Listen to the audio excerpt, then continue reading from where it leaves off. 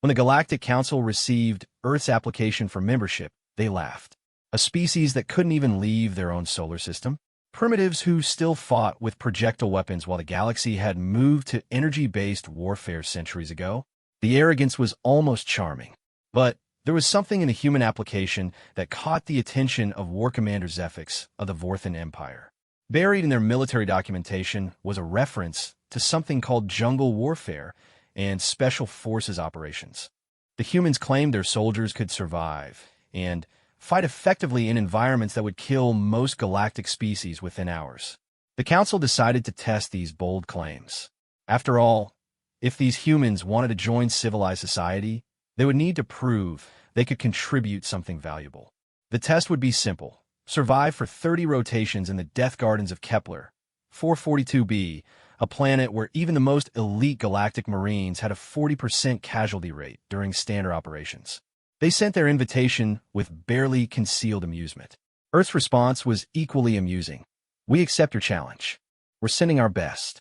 What arrived at the testing facility 3 months later would forever change how the galaxy viewed the small blue planet on the outer rim. 12 humans stepped off their primitive transport ship, carrying weapons that looked like museum pieces and wearing camouflage patterns that seemed almost organic in their design. The galaxy was about to learn that sometimes evolution's greatest weapons aren't the most advanced ones. Sometimes they're the most adaptable ones. And Earth's children have been adapting to hostile environments for millions of years. The transport vessel Earthbound drifted toward the massive orbital station that served as the Galactic Council's military testing facility. Commander Sarah Chun stood at the viewing port, watching the alien structure grow larger. It was magnificent in its own way, all crystalline spires and flowing organic curves that seemed to pulse with bioluminescent energy. Nothing like the utilitarian designs humans favored. First time seeing one of their stations, Commander, asked Master Sergeant Rico Vasquez, joining her at the viewport. His weathered face showed no expression, but Chin knew him well enough to catch the slight tension around his eyes. First time seeing anything alien, Chin replied honestly. You? Same. Though I gotta say, it's prettier than I expected. Looks like someone crossed a coral reef with a city. Behind them, the rest of Alpha Team was conducting final equipment checks. 12 soldiers, handpicked from various special forces units across Earth. The best jungle fighters humanity had to offer. Chun watched their reflections in the viewport as they worked with practiced efficiency. Sergeant Maya Okafor was field stripping her rifle for the 3rd time, her movements precise and economical. The former Nigerian Army Ranger had survived 3 tours in the Congo Basin, places where visibility dropped to mere meters and every shadow could hide death. Her dark skin bore the faint scars of encounters with both hostile humans and the unforgiving environment itself. Corporal Jean Wu sat cross-legged on the deck, eyes closed in meditation. The Chinese Special Forces operative had spent years in the mountains of Tibet and the jungles of Southeast Asia. His ability to move silently through dense vegetation was legendary among those who knew him. Chen had seen him disappear into foliage so completely that thermal imaging couldn't detect him. Private Elena Kozlova was reviewing topographical data on her tablet, her blonde hair pulled back in a regulation bun that somehow managed to look both military and feminine. The former Spetsnaz operative had cut her teeth in the Siberian wilderness, but had later specialized in tropical operations. She could build shelter from nothing and find water where others saw only death. The rest of the team was equally impressive. Thompson, the massive Australian SAS veteran who could carry enough gear for 3 people and still move like a ghost through the bush. Martinez, the compact Colombian who had hunted cartel operatives through the Amazon for 6 years before joining the international coalition. Davis, the silent Welshman whose grandfather had taught him to read the land like a book. Each of them had volunteered for this mission, knowing they would be representing not just their own countries, but their entire species. The weight of that responsibility sat heavy on Chen's shoulders. Incoming transmission from the station, announced Lieutenant Torres from the communications station. They're requesting permission to board for final briefing. Chen nodded. Granted. Let's see what we're dealing with. The airlock cycled, and their first alien stepped aboard. War Commander Zephyx was exactly what Sean had expected from the briefings, and yet somehow completely different. The Vorthan stood nearly 8 feet tall, his reptilian features sharp and predatory. His scales shifted color subtly, cycling through shades of green and blue that indicated emotions according to the cultural briefing they'd received. Currently, they showed what the humans had been told meant amusement mixed with contempt. 2 smaller figures followed him aboard. The first was clearly a bureaucrat of some kind, its multiple arms gesturing constantly as it spoke into a recording device in a language that sounded like wind chimes mixed with clicking insects. The second alien was different entirely, more humanoid, but with skin that seemed to shimmer like oil on water and eyes that were entirely black. "So," Zephyx said, his voice carrying easily through the ship's translation system, "these are Earth's finest warriors." His gaze swept over the assembled humans with obvious skepticism. "They seem rather small." Shin stepped forward, maintaining the neutral expression she'd practiced for weeks. "War Commander Zephyx, I'm Commander Sarah Chun, Alpha Team Leader. We're honored to participate in your evaluation process." The alien's head tilted, a gesture that somehow managed to convey both curiosity and derision. "Honored? Yes, I'm sure you are." He gestured to the bureaucrat. "This is Evaluator Klixth, who will be monitoring your performance. And this," he indicated the shimmer-skinned alien, "is Observer Vale of the Collective.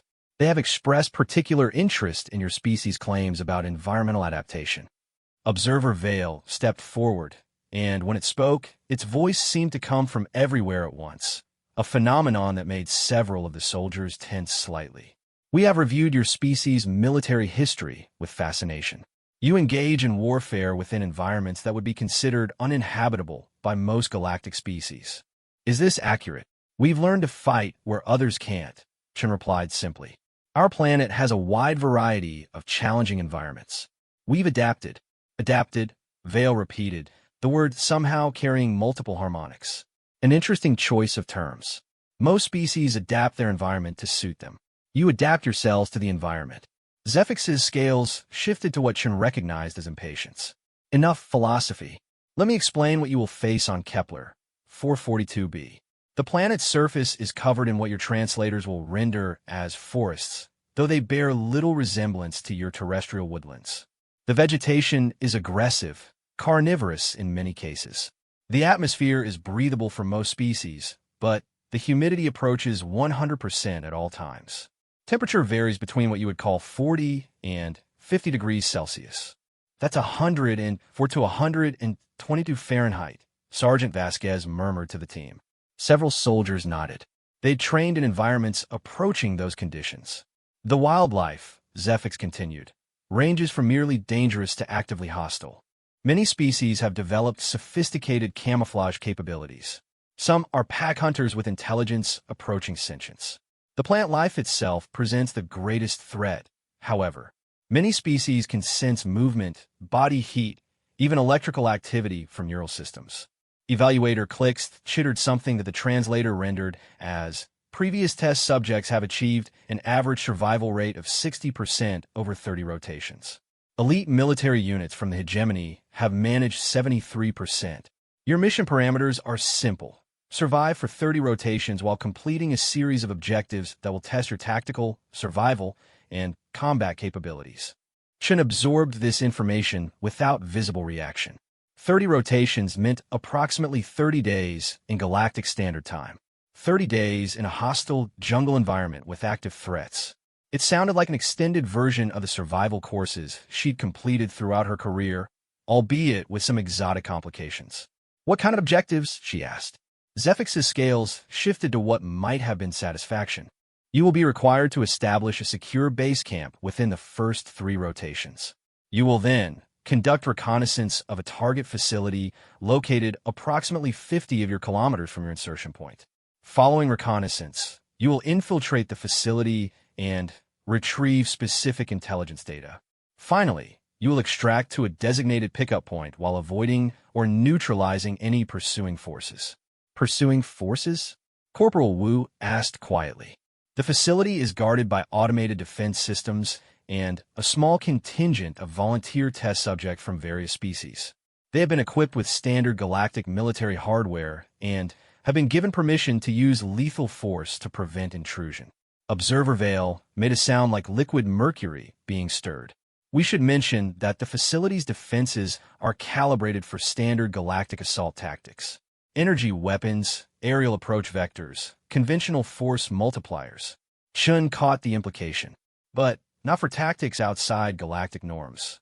Your species claims to possess unconventional tactical doctrines, Zephix replied. This will be an opportunity to demonstrate their effectiveness. The briefing continued for another hour, covering equipment restrictions, communication protocols, and extraction procedures. The humans would be allowed their standard personal weapons and gear, but no energy weapons or off-world technology. They would have basic communication devices, but no orbital support or real-time intelligence feeds. When the aliens departed, Alpha Team gathered for their own briefing. Chun spread the tactical data across the main table and studied the topographical information with her team. Looks like triple canopy forest, observed Martinez, pointing to the density readings. Visibility is going to be minimal. Temperature and humidity will be brutal, added Kozlova. We'll need to watch for heat casualties and dehydration. At least it's breathable air, Thompson rumbled. Been in worse places. She nodded, though privately she wondered if that was entirely true. The briefing materials suggested that Kepler 442b's ecosystem was unlike anything on Earth. Plants that could actively hunt, animals with advanced camouflage, environmental conditions that would stress even experienced jungle fighters. Here's how we're going to approach this, she said, activating the holographic display. We go in fast and quiet, establish our base camp in a defensible position with multiple escape routes. Then, we take our time with reconnaissance. I want to know everything about that facility before we make our move. Standard jungle warfare doctrine, Vasquez agreed. Move slow, stay hidden, gather intelligence.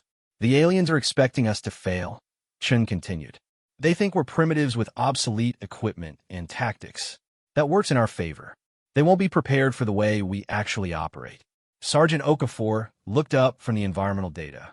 Commander, these life form readings, some of these creatures are showing intelligence levels approaching human norms. We could be dealing with hostile forces that can adapt and learn. Then, we adapt faster, Chun replied. That's what we do. That's what makes us human. The next several hours were spent in detailed planning. Every team member contributed observations and suggestions based on their experience in similar environments. Equipment was redistributed based on individual expertise. Contingency plans were developed for various scenarios. As the Earthbound approached the insertion zone, Chun felt the familiar pre-mission tension settle over her team. It was a good feeling, the sharp focus that came when everything else fell away except the mission ahead.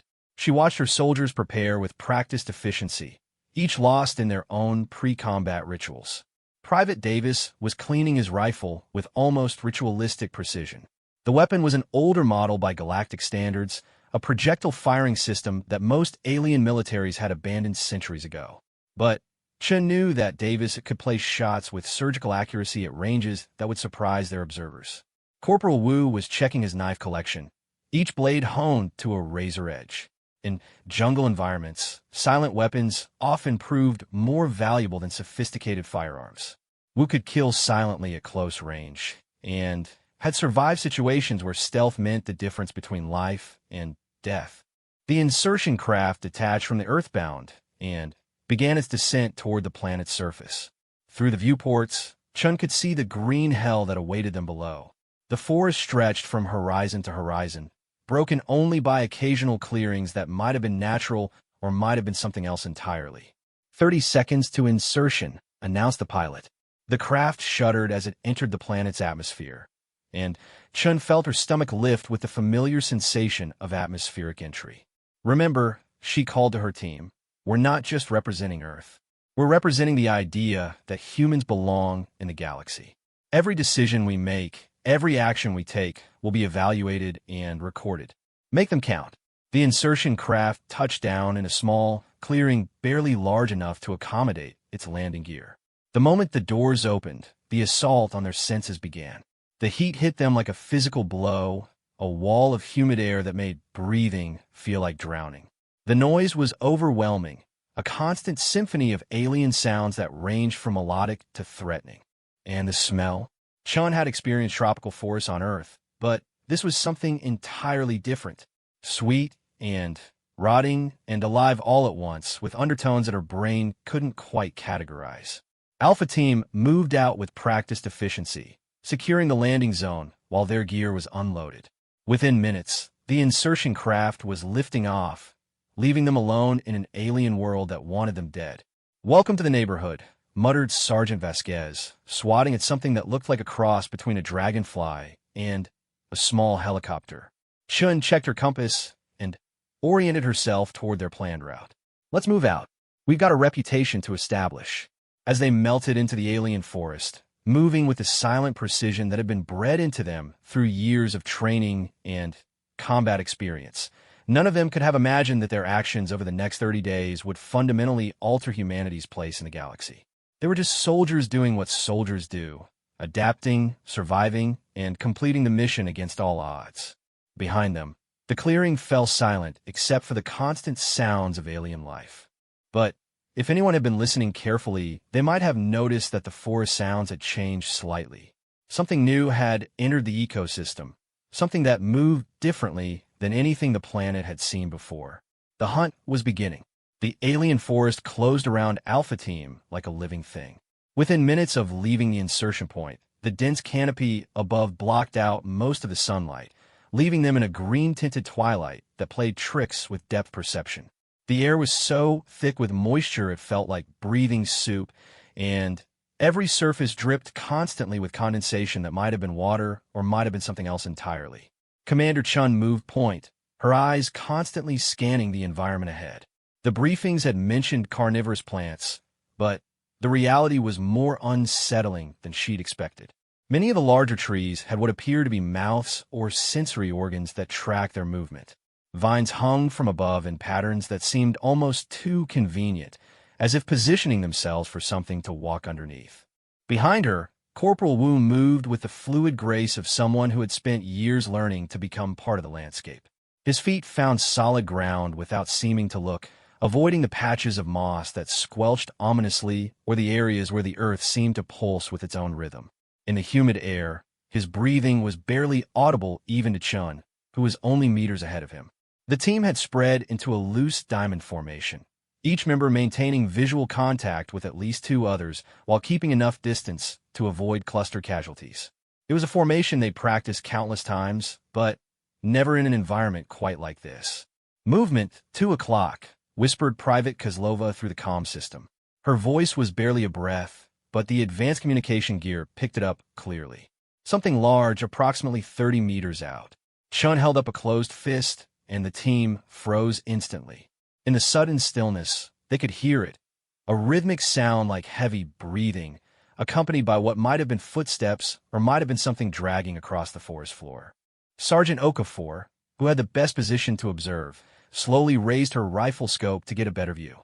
What she saw made her breath catch in her throat. The creature was roughly the size of a large bear, but its similarity to Earth fauna ended there. Its body was covered in what looked like bark, complete with moss and small plants growing from its surface. Only its movement revealed it as an animal rather than a walking tree. But the most disturbing aspect was its head, or rather, heads. The creature had 3 distinct skull structures, each with its own set of eyes and what appeared to be sensory organs. As Okafor watched, the heads moved independently, scanning different sections of the forest with obvious intelligence. Apex predator, she subvocalized into her comm, camouflaged as vegetation. Multiple sensory arrays. It's hunting, but I don't think it's detected us yet. Chun processed this information while watching the creature's movement pattern. It was following what appeared to be a game trail, but its heads were scanning systematically, like a military patrol rather than a simple animal following instinct. "Intelligence level?" she whispered back. "Higher than we were briefed. This thing is conducting an organized search pattern." The creature paused, and all 3 heads turned toward their position. For a moment that stretched like eternity, predator and prey evaluated each other across 30 meters of alien forest. Then, the creature made a sound that was part roar, part electronic shriek, and part something that their translators couldn't process. "Contact," Chun called, no longer concerned with stealth. The creature was charging toward them, moving with surprising speed for something its size. Alpha teams scattered according to doctrine, each member seeking cover while maintaining fields of fire. The alien jungle became a chaos of motion as the humans implemented tactics learned in a dozen different Earth conflicts. Sergeant Vasquez opened fire first, his rifle chattering in controlled bursts. The projectile rounds struck the creature's center mass, but seemed to have minimal effect. The bark-like skin was apparently more than just camouflage. Aim for the joints, Chun called, remembering her basic xenobiology briefings. Most creatures, regardless of their evolutionary path, had vulnerable points where different body segments connected. Private Davis, who had positioned himself with a clear line of sight, took careful aim and fired a single shot at what appeared to be the creature's knee joint. The round punched through whatever served as cartilage, and the creature stumbled but didn't fall. The alien predator reached Corporal Martinez's position, and for a moment Chin thought they were about to lose their first team member. But Martinez had spent years fighting in environments where close-quarters combat was unavoidable. As the creature lunged, he rolled aside and came up with his combat knife, driving the blade deep into what might have been the creature's equivalent of an Achilles tendon. The alien shriek of pain was deafening, and the creature spun around with surprising agility. But now it was off balance, favoring its injured leg, and Alpha Team pressed their advantage. Corporal Wu appeared seemingly from nowhere, having used the vegetation to approach for the creature's blind spot. His rifle fired in rapid, precise bursts, targeting the sensory organs on the creature's multiple heads. Whether the organs were eyes or something else, damaging them clearly affected the creature's ability to track its targets. The engagement lasted less than 90 seconds. When the creature finally collapsed, it was Kozlova who delivered the killing shot, a perfectly placed round that severed what appeared to be the creature's main nervous system connection. Cease fire, Chin called as the alien forest fell silent around them. Damage report. Martinez took a glancing blow to his shoulder, reported Sergeant Okafor, who was checking their wounded team member. Armor absorbed most of it, but he got some bruising. I'm good, Commander, Martinez said, rotating his shoulder to test the range of movement. Whatever that thing used for claws, they're sharp as hell, but not very deep. Chun approached the dead creature, studying its construction with professional interest. The bark-like skin was actually a form of armor, with overlapping plates that deflected projectile weapons effectively. But the joints were vulnerable, and the sensory organs were even more fragile than human eyes. Interesting, observed Wu, crouching next to one of the creature's heads. Look at this structure. These aren't just eyes. See these organs here? They're heat sensors, and these ones are responding to electromagnetic fields. Multi-spectrum hunting, Chun realized. It could track us by body heat, electrical activity from our nervous systems, maybe even by the metal in our equipment. But it couldn't adapt fast enough to our tactics, added Vasquez. It was used to hunting prey that either ran in panic or tried to fight it head-on. Chin nodded, filing the information away. If one creature had these capabilities, others would too. They needed to assume that everything in this environment was potentially more dangerous than it appeared. We need to move, she decided. That sound it made could have been a hunting call. There might be others coming. The team quickly gathered their gear and moved away from the kill site, following a route that took them deeper into the forest. Behind them, Chin noticed that other creatures were already approaching the carcass. The jungle recycled its dead quickly. For the next several hours, they moved through terrain that challenged every skill they developed over years of jungle warfare. The undergrowth was dense enough to hide an army, but also filled with plants that reacted aggressively to movement. Vines lashed out at anything that brushed against them. Flowers released clouds of spores that their filters barely caught in time. Even the ground itself seemed hostile, with patches that gave way unexpectedly or areas that released jets of scalding steam. But Alpha Team adapted. Private Thompson, whose massive frame made him seem unlikely for stealth operations, proved surprisingly adept at reading the alien vegetation. His childhood in the Australian bush had taught him to recognize which plants were dangerous and which were simply unfamiliar. These ones here, he explained quietly as they paused to navigate around a cluster of particularly aggressive-looking flowers. They're following a pattern. See how they orient toward movement? But they got a blind spot directly above. We can go over instead of around. It was Davis who solved the problem of the reactive ground. His experience with Welsh mountain terrain had taught him to read subtle signs of instability. The areas that release steam, they're under pressure from below. But look at the plant growth patterns. The safe areas have different root structures. By late afternoon, they had covered nearly 15 kilometers through terrain that would have challenged the best Earth-based Special Forces units. But, more importantly, they had begun to understand the ecosystem they were fighting. Every encounter taught them something new about how to survive in this alien environment. They established their first rest stop in what appeared to be a natural clearing. But Sergeant Okafor's careful examination revealed it was actually the territory of a creature that had cleared the vegetation for its own purposes. The creature itself was nowhere to be seen, but the signs of its presence were everywhere. Territorial markings, she explained, pointing to scratches on nearby trees that were too regular to be natural. Whatever lives here is big, intelligent, and very good at maintaining its space. "Are we in danger?" asked Chun. "Not immediately. These markings are old, maybe several days. But we should assume it'll be back." They decided to push on rather than risk an encounter with the territory's owner. As they prepared to move out, Corporal Wu made an observation that would prove crucial to their mission. "Commander, look at this," he called softly from the edge of the clearing. "These trees here, they've been modified." Shin joined him and saw what he meant. Several of the larger trees showed signs of deliberate alteration. Branches had been trained to grow in specific patterns, and there were subtle markings carved into the bark. "Someone's been here," she realized. "Someone intelligent." "Recent?" asked Vasquez.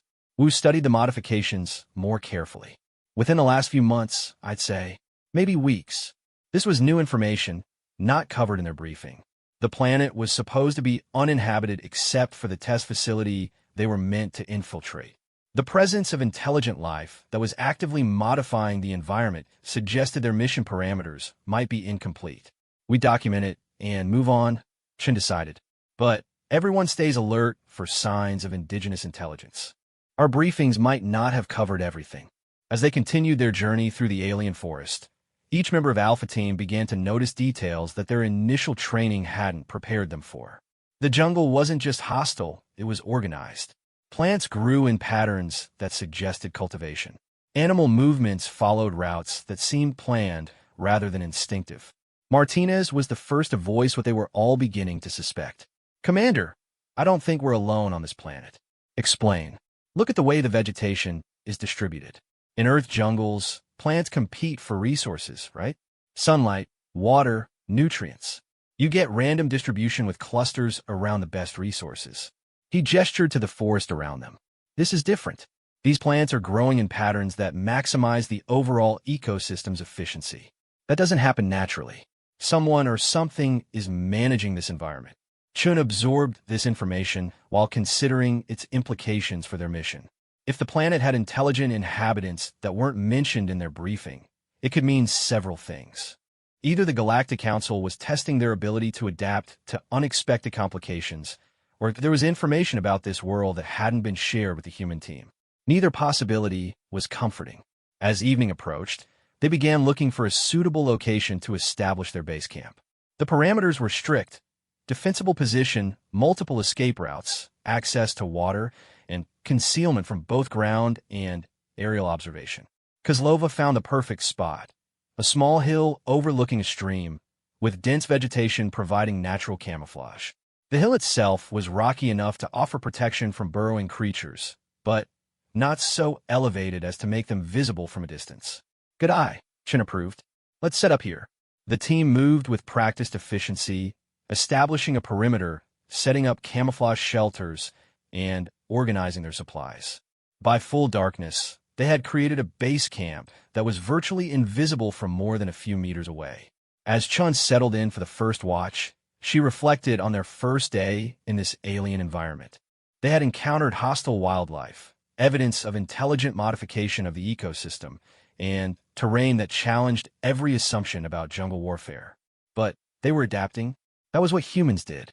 They adapted. In the distance, something howled with a voice that sounded almost human. Chun checked her weapon and smiled grimly. Tomorrow, they would begin their reconnaissance of the target facility. Tonight, They would learn what hunted in the darkness of an alien world. Alpha Team was no longer just surviving in the green hell of Kepler 442b. They were beginning to understand it, to work with it rather than simply against it. And that understanding would prove to be their greatest weapon in the days ahead. The third dawn on Kepler 442b brought with it a discovery that would change everything Alpha Team thought they knew about their mission.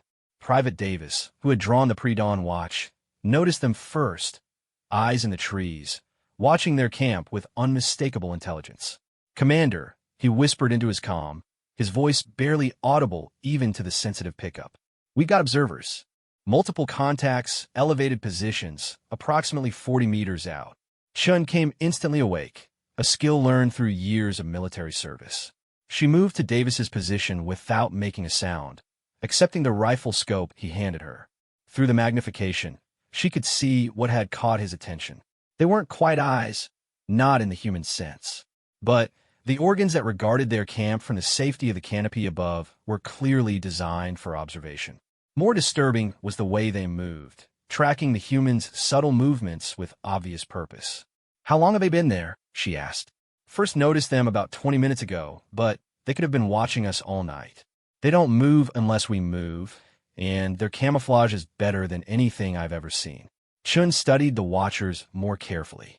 What she had initially taken for natural forest growth resolved into deliberately crafted camouflage. The creatures observing them had modified their appearance to blend seamlessly with the alien vegetation, but their positioning was too strategic to be coincidental. "Wake the team," she decided, quietly. "Something's changed." Within minutes, Alpha Team was alert and ready, each member taking position around their small perimeter. The Watchers in the trees made no aggressive moves, but their presence was undeniably deliberate. Sergeant Okafor, who had the most experience with wildlife observation, spent several minutes studying their uninvited audience through her scope. "These aren't animals," she reported finally. "Look at their positioning. They've established overlapping fields of observation with clear retreat routes. This is military reconnaissance." "Indigenous inhabitants?" asked Corporal Wu. "Has to be. And they're more sophisticated than anything in our briefing materials." Chun made a decision that would later be recognized as crucial to the mission's success. Instead of treating the Watchers as a threat to be eliminated, she chose to attempt communication. Moving slowly and deliberately, she stood up in full view of the observers and raised both hands, palms open, in what she hoped was a universal gesture of peaceful intent. For a long moment, nothing happened. Then, one of the Watchers detached itself from its concealment and dropped to a lower branch where it could be seen more clearly. The being that regarded Chun from 30 meters away was unlike anything in the galactic databases. Roughly humanoid in basic structure, but clearly adapted for arboreal life. Its limbs were longer and more flexible than human proportions, and its skin seemed to shift color constantly, matching the patterns of light and shadow filtering through the canopy. Most remarkably, it was obviously intelligent. The creature's posture, the way it tilted its head to study the humans, the careful positioning that kept escape routes open while allowing communication, all spoke of sophisticated reasoning ability. Chin pointed to herself and said clearly, "Human. From Earth." She gestured to her team. "We mean no harm to your people." The creature's response was immediate and unmistakable. It pointed to itself and produced a sound that the translation software couldn't process, but the gesture was clearly an identification. Then it pointed to the forest around them and made a sweeping motion that encompassed the entire area. "It's claiming territory," realized Martinez. "This whole region belongs to its people." The implications were staggering. If an intelligent indigenous species controlled this area, then the Galactic Council's testing facility had been built on occupied territory. Either the Council was unaware of the inhabitants, or they had deliberately concealed this information from the human team. The lead Watcher made another gesture, pointing toward Alpha Team's equipment and weapons, then to itself. The meaning was clear. It wanted to know what the humans were carrying and whether they posed a threat. Chen made another decision that would prove crucial.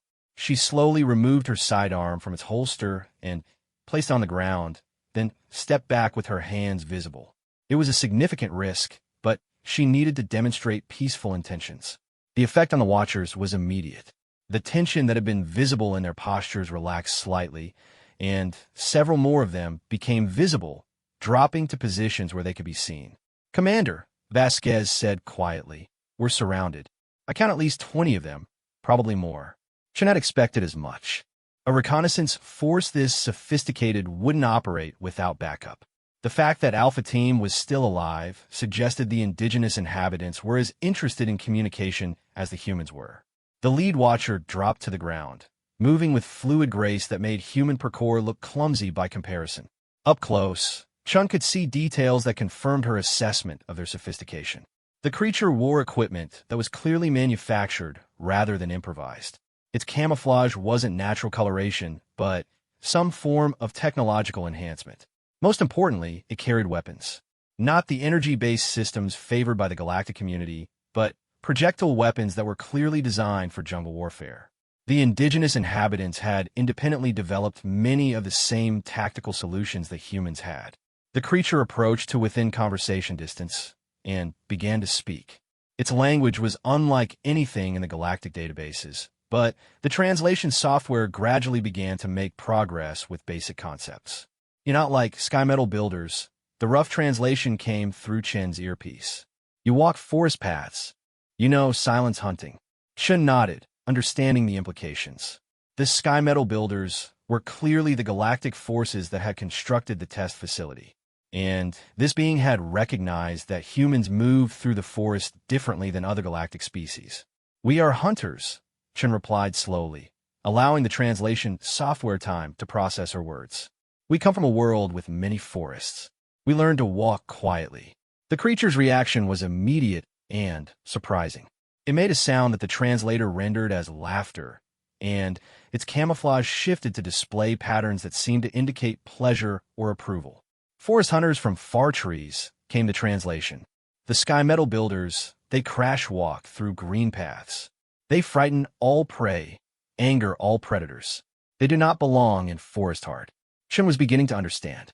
The indigenous inhabitants were sophisticated jungle dwellers who had watched galactic forces attempt to operate in their environment with the same lack of success that humans had initially expected. But Alpha Team's approach was different enough to earn their interest and possibly their respect. "The Sky Metal Builders brought us here to test our skills," Chen explained. "We must reach their tree nest and prove we can succeed where others failed." The creature tilted its head in a gesture that was remarkably human. "Test hunting in sacred groves?" They did not ask permission of grove guardians. This was getting more complicated by the moment. Not only was there an indigenous population that the galactic forces hadn't bothered to inform the humans about, but the test facility was apparently located in an area of religious or cultural significance. "We did not know," Chen said honestly. "We were not told of grove guardians or sacred groves." The creature studied her for a long moment, and Chun had the distinct impression she was being evaluated in ways she couldn't fully understand. Finally, it seemed to reach a decision. "Forest hunters may pass through sacred groves," it announced. "But you must hunt as we hunt. You must walk as we walk. You must take only what is given, harm only what threatens." Chun looked back at her team, seeing the same understanding in their eyes that she felt. They were being offered something unprecedented. Local guides who knew this environment better than any galactic database. "We accept your wisdom," she replied formally. "We will hunt as you hunt." The creature's camouflage shifted to what Chun was learning to recognize as satisfaction. It gestured to the other watchers, and they began dropping from their positions, moving with the same fluid grace as their leader. What followed was an education in jungle warfare unlike anything Alpha Team had experienced. The indigenous inhabitants, who identified themselves through the translator as the Shadowkin, demonstrated techniques that made human stealth operations look crude by comparison. They moved through the forest without leaving any trace of their passage.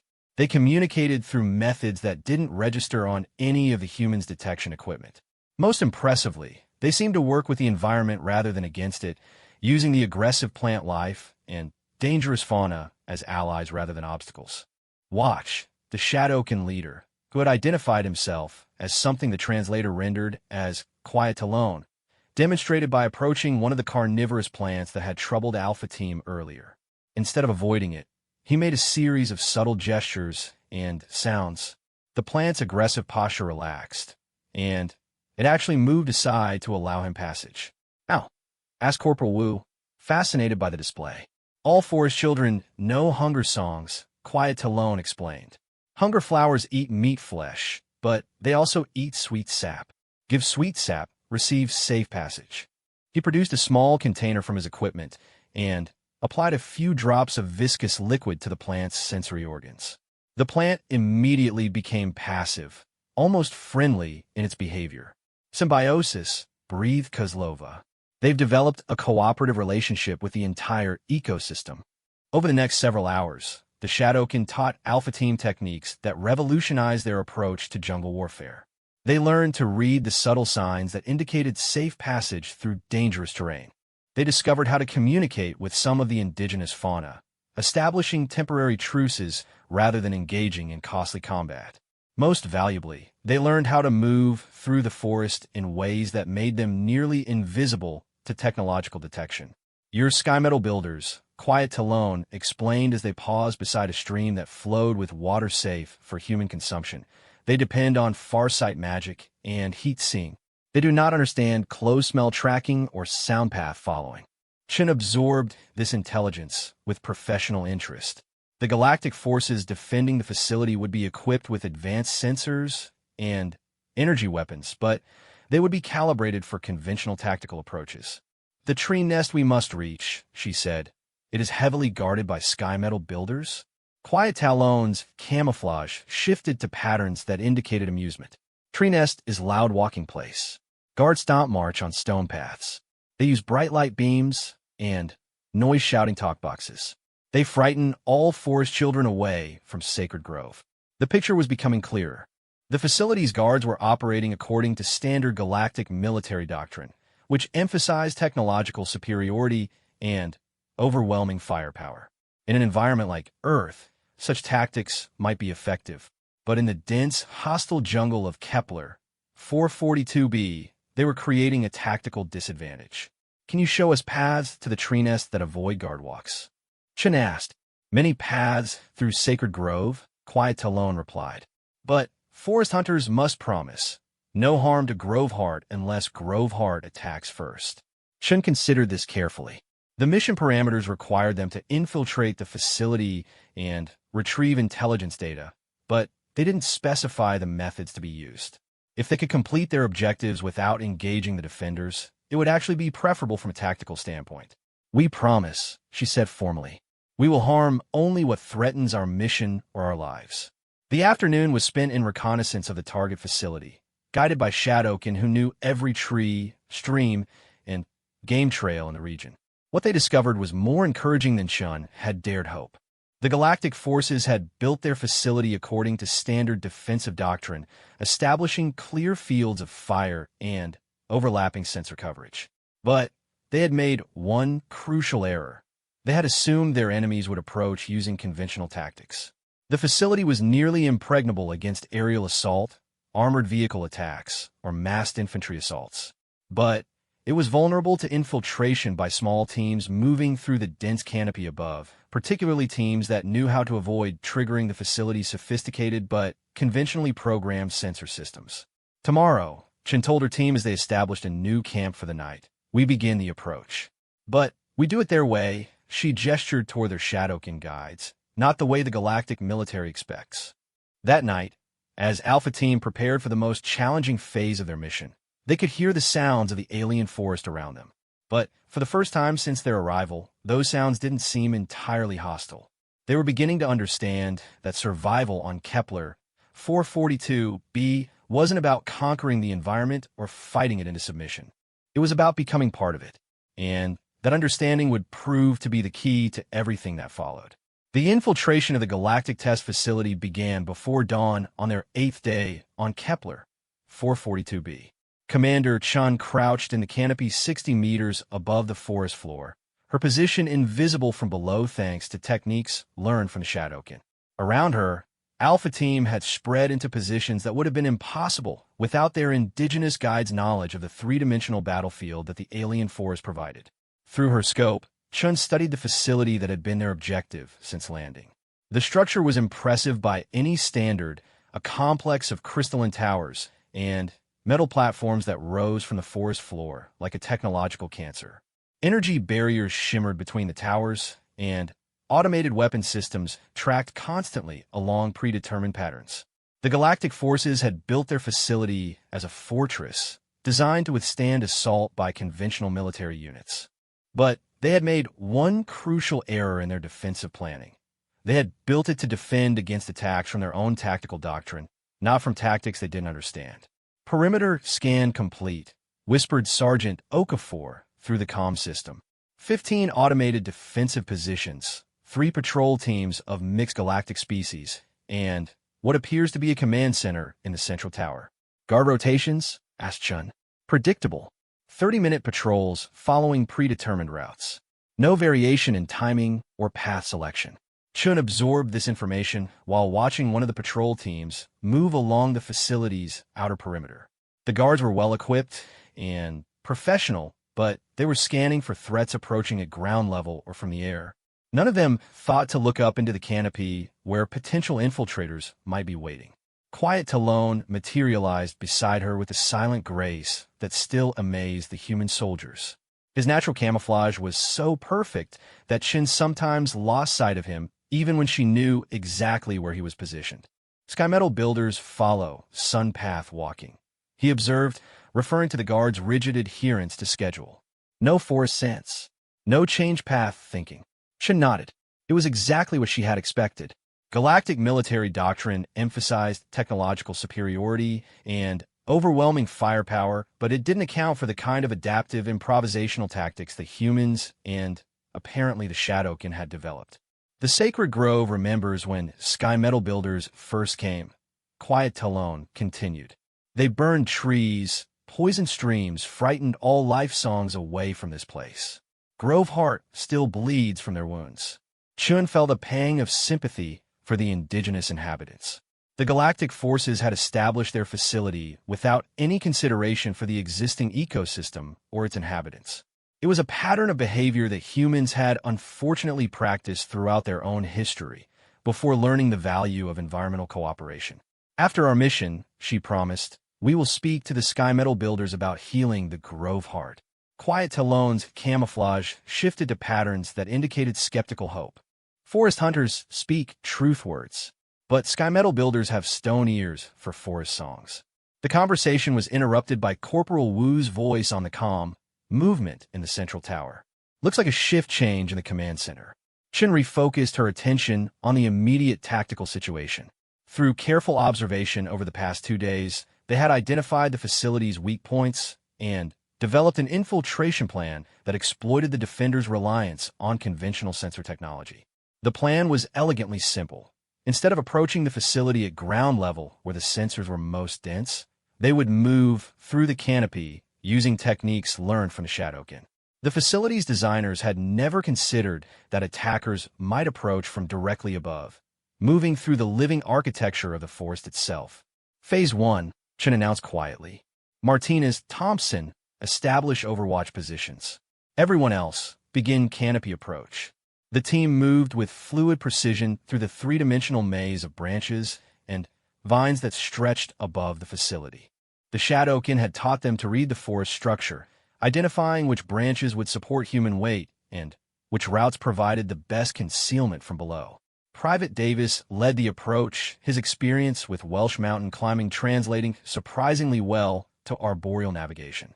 Behind him, the rest of Alpha Team followed routes that would bring them to positions directly above key facility structures.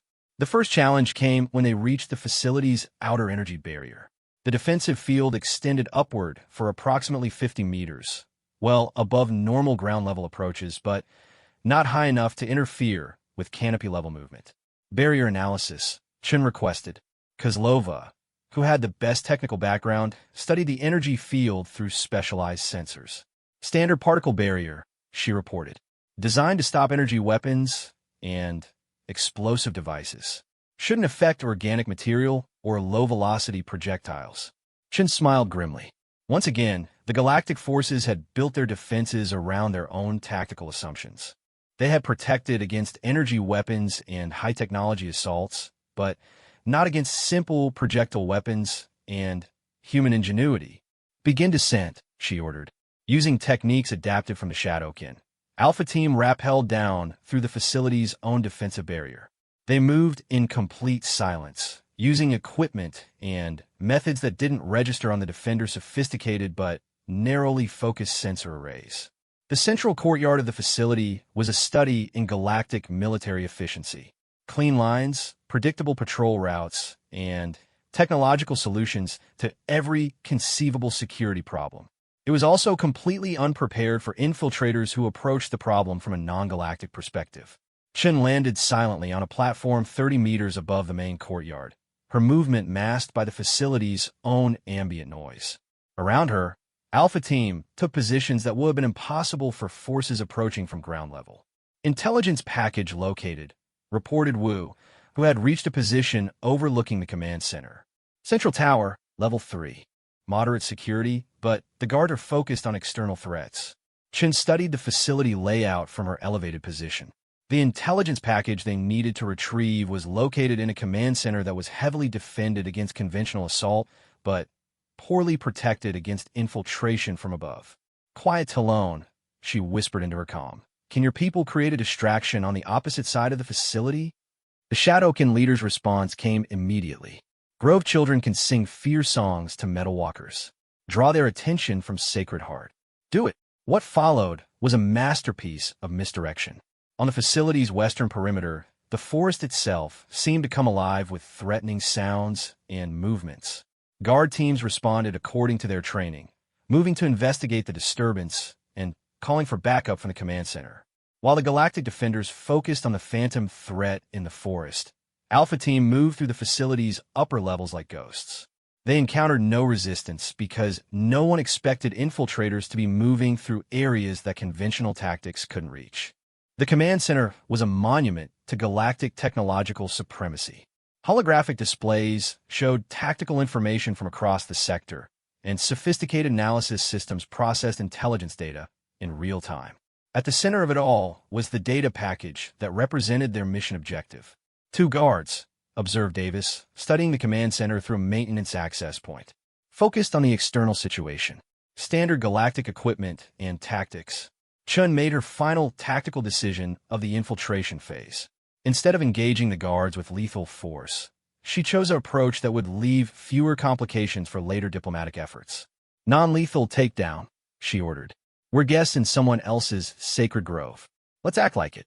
Sergeant Vasquez and Corporal Martinez dropped through the maintenance access with silent precision. The guards never knew what hit them. Within seconds, both defenders were unconscious and secured with restraints that would hold them safely until the facility's backup teams discovered them. "Package acquired," Chen announced as she accessed the central data system. The intelligence information downloaded quickly onto portable storage devices that would survive any attempt to destroy them remotely. But as Alpha Team prepared to extract from the facility, they discovered that their mission parameters had changed dramatically. The data package contained information that explained why the galactic forces had been so interested in testing human capabilities in this specific environment. "Commander," Wu said urgently, studying the downloaded intelligence on his portable display, "you need to see this." Chun reviewed the data files while her team maintained security around the command center. What she read changed her understanding of their entire mission. The galactic forces hadn't simply chosen Kepler 442b as a convenient testing ground. They were evaluating human capabilities because they needed forces capable of operating in environments similar to this one. According to the intelligence data, there were dozens of worlds throughout the galaxy with indigenous populations that had successfully resisted galactic colonization efforts. The common factor in all these resistance movements was their ability to operate effectively in hostile natural environments that challenged conventional galactic military doctrine. The Council needed forces that could match these capabilities, and they believed that humans might possess the necessary adaptive abilities. "They're not testing us for membership," Chen realized. "They're recruiting us as specialized troops for pacification operations." The implications were staggering. If Alpha Team succeeded in their mission, They would be demonstrating that humans could serve as effective tools for suppressing indigenous resistance movements throughout the galaxy. Every technique they developed, every adaptation they demonstrated, would be studied and replicated for use against populations fighting to protect their homeworlds. "What are your orders, Commander?" asked Sergeant Okafor. Chen looked around at her team, seeing the same understanding in their eyes that she felt. They had volunteered for this mission, believing they were representing humanity's potential as members of galactic civilization. Instead, they had discovered they were auditioning for the role of galactic enforcers. "We complete the mission," she decided finally. But we completed our way. What followed was a conversation with Quiet Talon that would have profound consequences for human-galactic relations. Chen explained what they had discovered in the intelligence files, describing the Galactic Force's true intentions for human military capabilities. The Shadowkin leader's response was immediate and uncompromising. Sky Metal builders seek to turn forest hunters against other forest children. This is poisoned thinking that kills grove hearts throughout star paths. Chen nodded. "We need to prove that humans can succeed in your environment without becoming tools for galactic oppression. Will you help us send a different message?" Quiet Talon's camouflage shifted to patterns that indicated deep thought. Forest hunters have learned grove wisdom. Perhaps grove wisdom can teach Sky Metal builders new path walking. The extraction phase of their mission became something entirely different than the galactic forces had planned. Instead of simply proving that humans could operate effectively in hostile jungle environments, Alpha Team demonstrated something far more significant. They showed that successful operations in such environments required cooperation with indigenous populations rather than subjugation of them. Working with the Shadowkin, they established secure communication with Earth Command and transmitted not just the requested intelligence data, but also comprehensive documentation of indigenous capabilities and recommendations for diplomatic rather than military approaches to similar situations. As they prepared for extraction from Kepler 442b, Chen reflected on how much had changed since their arrival. They had come as representatives of human military capability. They were leaving as advocates for a completely different approach to galactic relations. The test facility below them continued its operations, but the guards in the command center were beginning to wake up with stories that would be difficult to explain to their superiors. Stories of infiltrators who moved like ghosts, struck without killing, and disappeared without triggering any of the facility's sophisticated detection systems. Stories that would force the galactic military establishment to reconsider their assumptions about both human capabilities and indigenous resistance movements throughout the galaxy. Alpha Team had completed their mission successfully. But in doing so, they had fundamentally changed the parameters of what success meant for human participation in galactic civilization. The extraction point was the same clearing where Alpha Team had first set foot on Kepler 442b, but everything else had changed. As Commander Chun waited for the retrieval ship, she watched Quiet Talon and 3 other Shadowkin representatives prepare for a journey that would take them farther from their forest home than any of their people had ever traveled. "The Grove speakers have decided," Quiet Talon explained, his camouflage shifting to patterns that Chun had learned indicated nervous determination. "If Sky Metal builders must hear forest wisdom, then forest children must speak in Sky Metal places." The decision by the Shadowkin leadership to send representatives to the galactic capital was unprecedented. For generations beyond counting, they had remained hidden in their forest sanctuaries, avoiding contact with the galactic community entirely. But Alpha Team's mission had shown them that isolation was no longer a viable strategy for protecting their people. Sergeant Okafor was conducting final equipment checks, but Chun could see her attention was divided.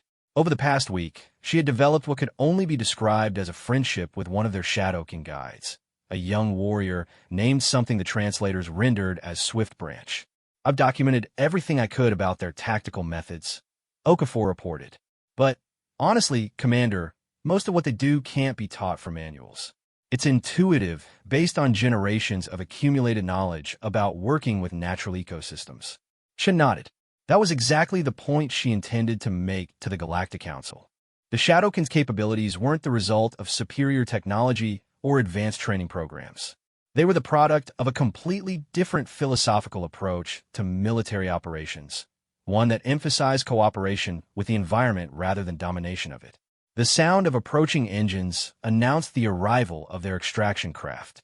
But the ship that descended into the clearing was significantly larger than the transport that had brought them to Kepler 442b. Chun recognized the configuration, a diplomatic vessel capable of carrying multiple species in appropriate environmental conditions. War Commander Zephyx emerged from the ship, his scales displaying colors that Chun had learned indicated confusion mixed with anticipation. Behind him came Observer Vale and Evaluator Clix, along with several new figures that Chun didn't recognize. We have been instructed to facilitate immediate transport to the capital for comprehensive debriefing. Chun stepped forward, noting that the Shadowkin representatives had positioned themselves where they could observe the aliens while remaining ready to disappear into the forest if necessary. War Commander, I'd like to introduce Quiet Talon, primary grove speaker for the Shadowkin people. He and his companions will be accompanying us to the capital as representatives of Kepler 442b's indigenous population. The effect of Chin's words on the galactic delegation was immediate and dramatic. Zephyx's scales cycled rapidly through colors that indicated shock, confusion, and what might have been panic.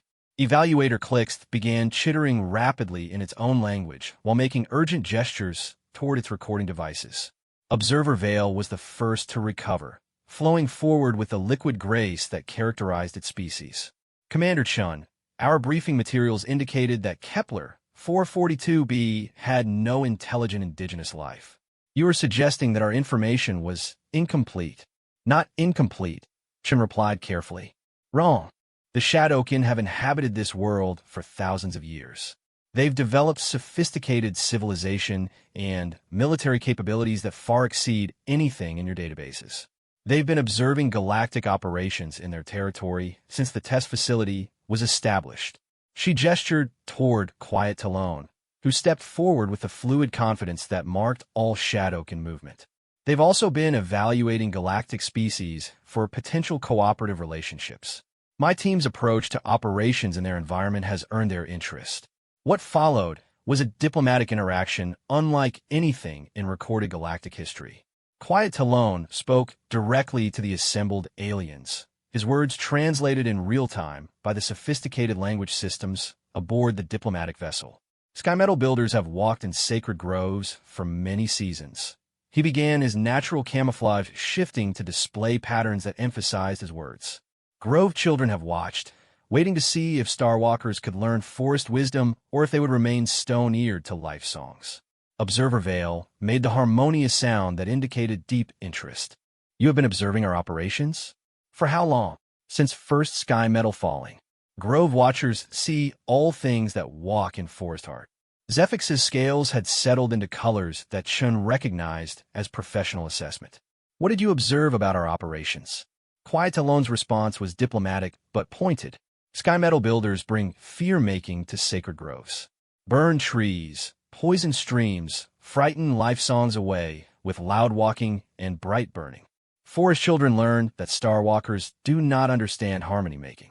Evaluator Clix chittered something that the translator rendered as, but the human forces demonstrated different operational methods? Forest hunters learn grove wisdom, Quiet Talon confirmed. They walk soft paths, listen to life songs, make harmony with grove heart instead of fighting against sacred places. Chun watched the galactic representatives process this information. She could see the moment when they began to understand the implications of what they were hearing. The Shadowkin hadn't simply tolerated human operations in their territory. They had actively assisted because humans had demonstrated respect for their environment and customs. The flight to the galactic capital took 3 standard days, but for Chun it felt like 3 months. The diplomatic vessel was equipped with separate environmental zones for different species, allowing the Shadowkin representatives to travel in conditions similar to their forest home, while the humans and galactic species occupied their own areas. During the journey, Chun had extensive discussions with Observer Vale about the intelligence data Alpha Team had retrieved from the test facility. The revelation that the galactic forces had intended to use humans as specialized troops for indigenous pacification operations had generated considerable debate among the galactic leadership. You must understand, Vale explained during one of their conversations, The galactic community has faced significant challenges in integrating worlds with sophisticated indigenous populations. Many species have resisted incorporation using tactics that our conventional military forces find difficult to counter. So you decided to find forces that could counter those tactics, Chen replied. Forces that could defeat indigenous resistance movements using their own methods. The logic was sound from a strategic perspective, Vale admitted. But your mission has demonstrated that there might be alternative approaches to these situations. Chen looked out through the ship's viewport at the star field streaming past. The alternative approach is to recognize that indigenous populations aren't problems to be solved. They're potential partners to be respected. A radical concept by galactic standards, Vale observed, but one that your species seems to understand intuitively. The galactic capital was everything Chun had expected, and nothing she was prepared for. The city stretched across an entire continent, with buildings that defied conventional understanding of architecture and engineering. Spires of living crystal grew next to structures that seemed to exist in multiple dimensions simultaneously. Transportation systems moved in patterns that included dimensions humans couldn't perceive. But the most impressive aspect of the capital wasn't its technology, it was its diversity. Chun counted dozens of different species in the first few minutes after their arrival, each adapted to different environmental conditions, and each contributing unique capabilities to galactic civilization. The formal presentation to the Galactic Council was conducted in a chamber that could accommodate the environmental needs of hundreds of different species. Chun stood before the assembled representatives of galactic civilization, with Quiet Talon and the other Shadowkin representatives beside her. Honored council members, she began, using the formal address protocol she had memorized during the journey. Alpha Team was tasked with demonstrating human capabilities in hostile jungle environments. We have completed that mission, but our experiences have revealed information that changes the context of our testing. She activated the holographic display system and began presenting the evidence they had gathered. The intelligence data from the facility showed the galactic military's plans for using human forces as specialized indigenous pacification units. The cultural exchange with the Shadowkin demonstrated alternative approaches to dealing with sophisticated indigenous populations. But the most powerful evidence was the Shadowkin themselves. Quiet Talon addressed the council directly, speaking with dignity and authority about his people's long observation of galactic operations in their territory. Forest children have watched Starwalkers for many seasons, he explained. We see great power, great knowledge of metal crafting and star paths. But we also see stone ears for life songs, blind eyes for harmony making. Sky metal builders think all forest children are less than because we do not build metal trees or fly star paths. His camouflage shifted to patterns that emphasized his next words. But forest children know secrets that sky metal builders have forgotten. We know how to live with grove hearts instead of against them. We know how to make harmony instead of always making war. Council Speaker Thyrix, the ancient being who presided over galactic legislation, responded with a voice that carried the weight of millennia. The Shadowkin people present an interesting perspective, but the galactic community has established protocols for planetary integration that have served us well for thousands of years. Chun stepped forward, recognizing her moment to make the argument that could change everything. With respect, Council Speaker, those protocols have also created the resistance movements that prompted your interest in human military capabilities. Every world where indigenous populations have successfully resisted galactic integration has done so using the same methods the Shadowkin have perfected: deep environmental knowledge, adaptive tactics, and cooperation with natural ecosystems. She gestured toward Quiet Talon and his companions. Instead of developing forces to suppress these populations, why not develop relationships that benefit everyone? The Shadowkin have knowledge and capabilities that could enhance galactic civilization. In return, galactic technology and knowledge could benefit their people. The debate that followed lasted for hours, with council members arguing about precedent, protocol, and the practical implications of changing established procedures. But gradually a consensus began to emerge. War Commander Zephix, who had initially viewed the human test as a simple military evaluation, found himself speaking in favor of Chen's proposal. The human forces demonstrated capabilities that our conventional military doctrine cannot match. But they achieved those capabilities through cooperation with indigenous populations, not domination of them. Observer Vale added its support with characteristic precision.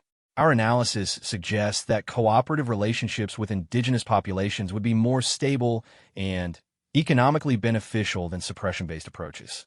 The additional knowledge and capabilities gained would offset any complications in integration procedures.